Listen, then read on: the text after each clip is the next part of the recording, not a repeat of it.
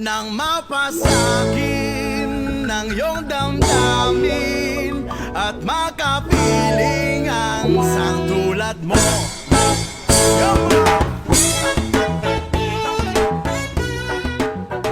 Maayong gabi sa inyong mga kamidya. Dito ganina sa Mual Buail, sa ilang public market, nagkaon tag lechon.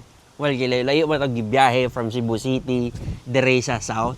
Wala lang may niuli na yun ng Blahos. But, karon is nata sa Hatscape Beachfront Resort. Located na siya sa Badyan, Cebu, Philippines. Dili na namin nag-check-in ni Mrs. kaya para makapaway may bisag kadali lang. But this is an overnight stay here.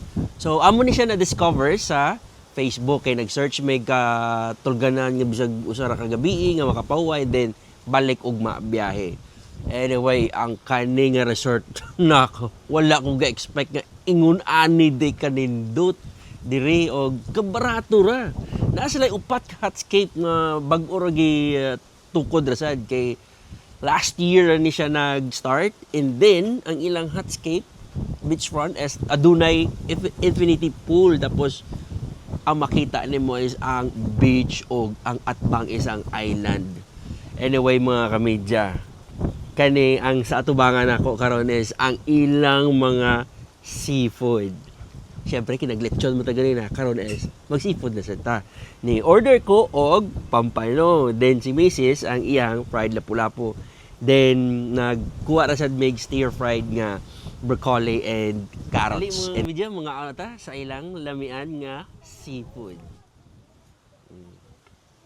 Tara.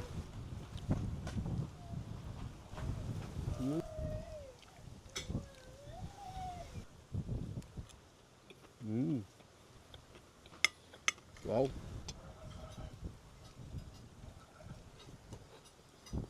Human na tagkaon mga kamidya. But anyway, short feedback diri sa Hatscape Beachfront Resort, Badyan, Cebu. Pagsunod na ko ganina, no? Grabe kalimpyo sa ilang room. Then ang CR, kompleto ang toiletries. Aduna pa'y welcome drinks. Sa food nila, makaingon jud ko nga delisyoso. Ang pampano, ang lapu-lapu ug ang stir fry nga broccoli and carrots. Ug nakakuha pod ko picture dito sa Pikas ng Alamisa. Dihangyo lang ko ni Sir Junior. Sir, pwede ka kuwag video, sir, and photo. So, nakita na ako sa Pikas is katong ilang pork chop, ilang grilled nga pampano,